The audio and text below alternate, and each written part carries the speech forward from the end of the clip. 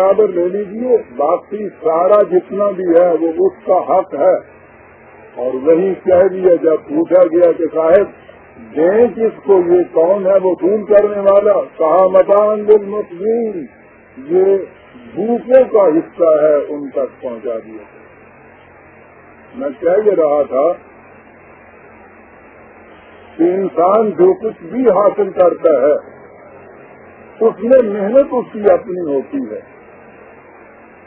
اس کی تعطیل، اس کے حصول کی صلاحیتیں جتنی ہیں وہ اسے مفت ملی ہوئی ہوتی ہے.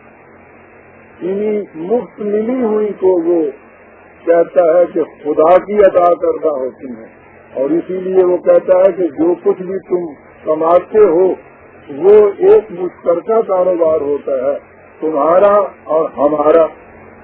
تم نے محنت کی، ہم نے یہ اتنا بڑا سرمایہ انویسٹ کیا آج کی اصطلاح میں، ٹھیک ہے، تم اپنی محنت لے جاؤ، ہم اس میں سے کچھ نہیں مانتے، ہمارا حصہ ہمیں دے دیجیے. اور وہ کہاں خرچ کریں؟ ہم جو بھی صاحب احتیاج ہے ان کو دے دیجیے. کیا نظام ہے یہ! ہے عزیزان من بنیادیں قرآن اسلام کے نظام کی.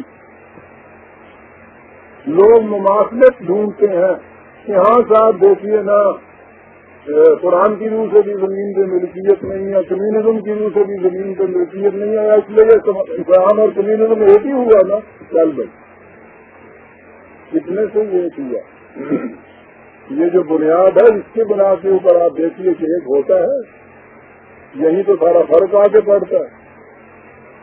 وہاں کوئی جذبہ معرکہ ہی نہیں ہوتا انسان کے لیے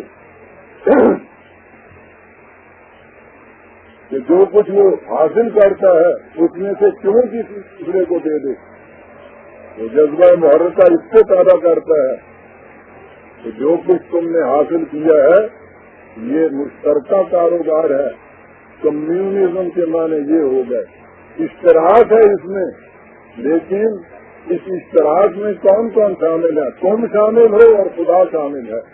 ٹھیک ہے، تمہارا حصہ تمہارے پاس، ہمارا حصہ ہمیں دیجیے. ہمارا یہ حصہ جو ہے ان کو بانٹ دیجیے جن میں اتنا کمانے کی صلاحیت نہیں رہی یا جن کے کاروبار ساکن ہو گئے. ہارون نے کیا کہا تھا جب اس نے کہا تھا کہ تمہارے پاس اتنی دولت آ گئی ہے؟ تو بھائی بات میں سے بات نکلی، بڑی عجیب بات اسے کہیے، فلا تنسا نصیبک کا کس دنیا. کہا پہلے تو یہ تھا سمجھ کہ اگر کسی اور کو نہیں دیتا تو اپنے آپ کو ہی خرچ کرے.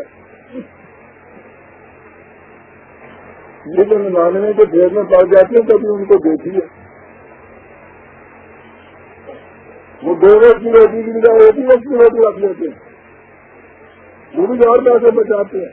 نظر آتا ہے کہ خزانہ اتنا تھا کم وقت کے پاس، اسے یہ کہنا پڑا کہ تو اگر میرا نہیں بنتا نہ بن، اپنا تو بن. قرآن کہتا ہے کہ اس سے کہا گیا نصیبہ کا پھر دنیا، جو دنیا میں تیرا اپنا حصہ ہے کم وقت اس کو حاصل کرتا ہے تجھ سے، اور پھر یہ کہ جو باقی ہے یہ تمہارا نہیں ہے. اس نے یہ کہا تھا دلیل یہ دی کہ نہیں، یہ جو کچھ حاصل کیا ہے یہ میں نے اپنے علم و ہنر کی بنا پر حاصل کیا ہے، اس لیے یہ میرا ہے، کسی کو حق حاصل نہیں ہے. اس میں دخل اندازی کرے اور جواب دیا گیا تھا اس سے پوچھو کہ یہ علم و ہنر کی صلاحیتیں اس نے کہاں سے خریدی. یہ ہے برادران عزیز وہ بنیاد جہاں فرق پڑتا ہے آپ کے یہاں کے اسلام کے نظام کا اور دنیا کے دوسرے تمام نظاموں کا، وہاں یہ بنیاد نہیں ہے. اسی بنیاد کا نام ایمان باللہ ہوتا ہے. ہر صلاحیت کے متعلق یہ ایمان کہ یہ تیری عطا کردہ ہے، اور پھر اس سے پوچھنا کہ بتا اس کا حصہ جو ہے تیرا، اس کی بنا پہ جو مجھے ملا ہے کسے دے دوں جا سکتا.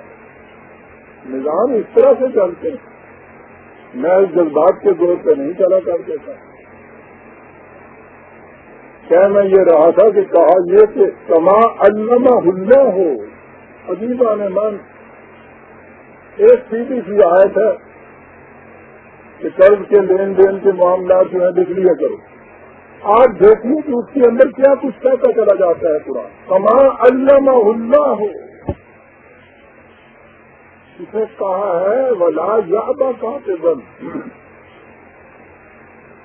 صرف انکار کرنا ہی نہیں بلکہ دل گرفت بھی اس کے اندر آتی ہے. کیوں یہ ذرا سا محسوس کرنا یہ کہ مصیبت پہلے روز آ جانا خط پڑھ دے گی ساتھ لکھ دے گی.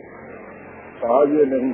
کما علمہ اللہ تمہیں جو علم حاصل ہوا ہے محنت تو تیری تھی. یہ صلاحیت جو زیادہ تھی اس کا حصہ ہم مانگتے ہیں کچھ. الجمل الذی علیہ الحق ہو. چلیے ہدایات سنیے. جس نے قرض لیا ہے وہ لا کر آئے اس دستاویز سے وہ لکھا ہے. من چھوٹی سی بات ہے.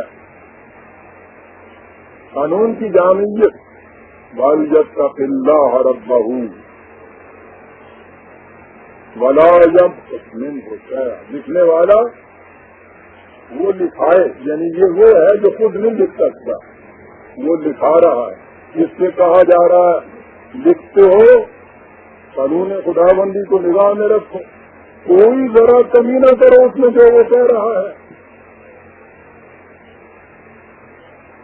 آپ کو تو معلوم ہے نا کہ اب تو یہ فن ہو گیا ہے نا. یہ وہ جو لکھنے والی بات ہوتی ہے وہ صاحب اس لکھنے کے اندر ہی وہ کچھ ہو جاتا ہے پوچھنے ہی نہیں صاحب. كان الذي عليه الحق سفيها او ضعيفا او لا يستطيع ان يمل هو فليملل وليه بالعدل. لکھنا پڑھنا نہیں جانتا لیکن اگر وہ ایسا وہ بیچارہ بیوقوف سا ہے کمزور ہو گیا ہے لکھا بھی نہیں سکتا تو یہ جو اس کا ولی ہے اس کا سرپرست اس کا دوست وہ لکھائے. قرض دینے والا پھر بھی نہ لکھا ہے.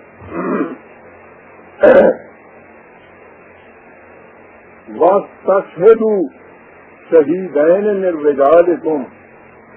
اس سے 2 گواہ مرد مقرر کر لیجیے.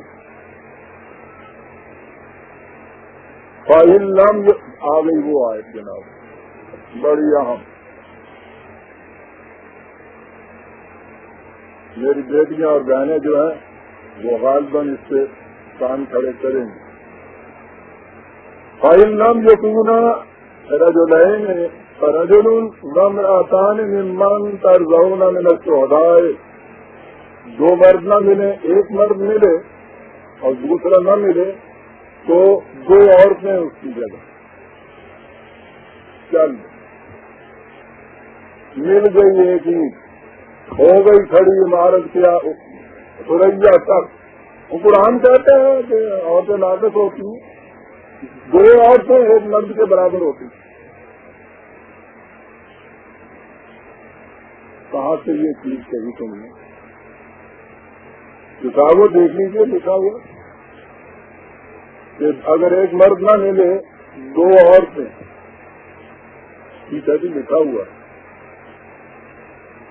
اور طلبہ چیز برادران عزیز کیونکہ لکھا ہوا تو ہے. پوری آیت آگے تک ذرا دیکھ لیجیے. ان ذلہ احداہما فتذکر احداہما الاخری. اگر ان میں سے ایک عدالت میں کھڑی ہے ذرا تصور میں لائیے. آج تعلیم بھی اتنی عام ہو گئی ہے. بہرحال عورتیں پہلی عورتوں کے مقابلے میں کچھ معاملات میں بھی آگے بڑھ گئی ہیں.